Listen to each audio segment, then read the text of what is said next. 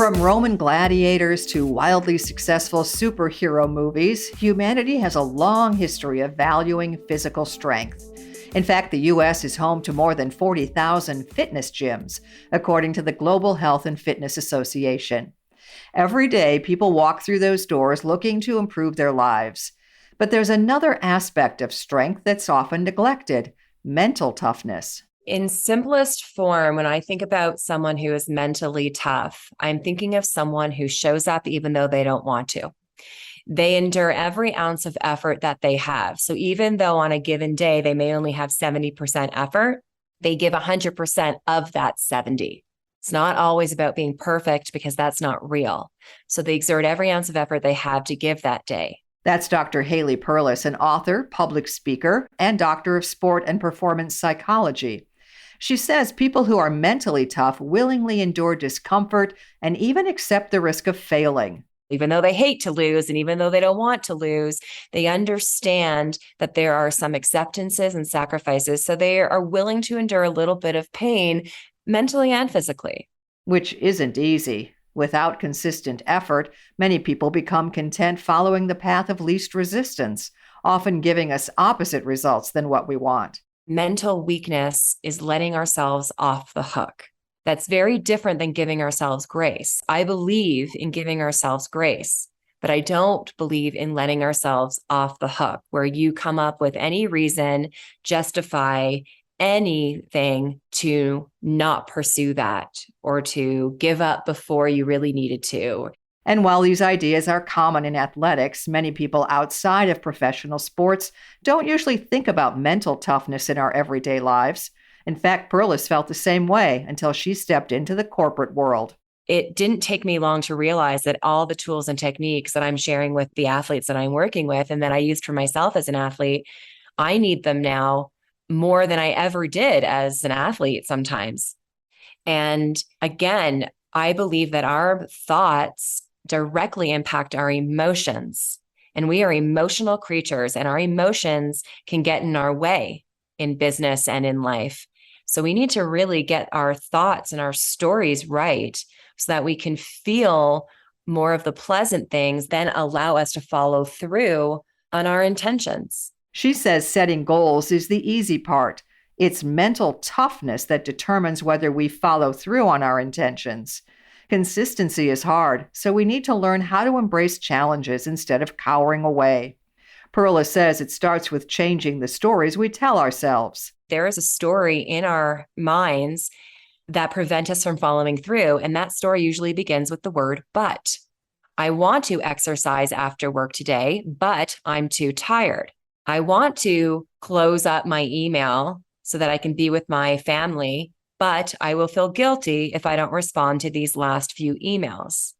I want to pursue this, but I want to do that, but. And that but is a story that gets in our way, and those buts create emotions that don't feel good. So we need to reframe those excuses. There are a couple ways, but one of the greatest ways is to look for the truth in our buts. So what do I mean by that? Going back to the examples that we already talked about. I want to exercise after work, but I'm too tired. Well, let's think about the truth. What have we been physically doing all day? Sitting. So the truth is that I'm quite physically well recovered. Wouldn't you say? I'm physically been resting all day. So am I physically tired? No, the truth is I'm physically well rested. I am emotionally and mentally exhausted. That's the truth too. Perlus believes that finding truth in your thoughts is a great motivator, which is why she doesn't believe in the popular saying, fake it till you make it. To not feel good enough, to have doubt, and then just to say, you'll be okay. Yes, you can. Yes, you can. Yes, you can. In my consulting practice, I don't really hold the pom-poms up like that. You can do it. You can do it. So I offer a different strategy. I understand that people sometimes don't feel like they can do something. I am learning how to mountain bike. So that this is my new sport. I'm in my second summer and I'm learning how to mountain bike. And it's technical for me. And it is, coming from the sports psychologist, my most feared sport. As she's learning to bike over rocks and through narrow trees, Perlus has had moments of self-doubt where she doesn't believe she can make a jump and finish the path. But instead of trying to fake a sense of confidence, Perlus leans into the truth. I'm a good listener.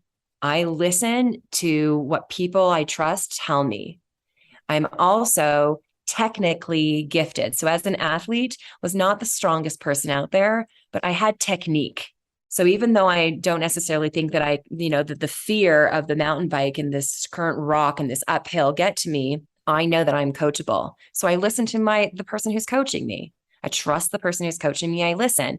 And that's a little bit different than what I think other people do. You can do it, or they look in the mirror and they say that they are that. I want you to find something that you are. You do have that skill set already. You believe it. You actually have the confidence, and then apply those skills to that challenge of yours. Another important aspect of accomplishing a goal is motivation. While mental toughness means being consistent even on days that you're not inspired, you still need to want to complete a task. Otherwise, it becomes exponentially more difficult to reach your goal. Perlus believes you can't force yourself to want something by pure will. Instead, she advises that we focus on activities that truly interest us. There are parents all the time who come to me because they want me to motivate their children to participate in a sport. And I'll never forget, there was one couple who came to me because they wanted me to motivate their daughter to swim. Swimming is a 4:30, 5 a.m. wake-up call to go, and the hours. And this daughter did not want to be a swimmer. It was very clear. And unfortunately, I saw it. If they continue to force her into swimming, they were going to take away her love of activity. So I offered, let's really dissect what this daughter wants to do. And she found other things that she was more interested in doing. But discovering what truly interests you isn't the only step. You then have to find a way to self-motivate. If you love to learn new things, do not get on the treadmill. You already know how to walk right, left, right, left, right, left. Go and learn something new.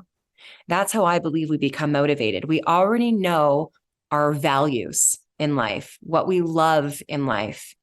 So see if you can bring those loves into that activity that you want to get motivated for, and connect your existing loves to that activity. And once you're invested, Perlus says the final part of mental toughness is wanting to succeed more than you're afraid to fail. I don't like to lose. Believe me, I don't like failure. I don't like to lose. But if we harp on the failure, if I let myself get down on myself for not succeeding, that is going to drain me of mental energy. That is going to drain me of emotional energy. And that's not going to help me be motivated to try again, to go again. But if I'm focused on that, I want success more than I want the failure. You're still afraid, but you're almost put the fear on mute because you are focused on success. And that, I believe, helps people overcome their failure. When people fall down, wanting success helps them get back up. You can find more information about Dr. Haley Perlus and all of our guests on our website, radiohealthjournal.org. For more behind the scenes, follow Radio Health Journal on Facebook, Twitter, and Instagram. Our writer-producer is Kristen Farah. Our production manager is Jason Dickey. I'm Nancy Benson.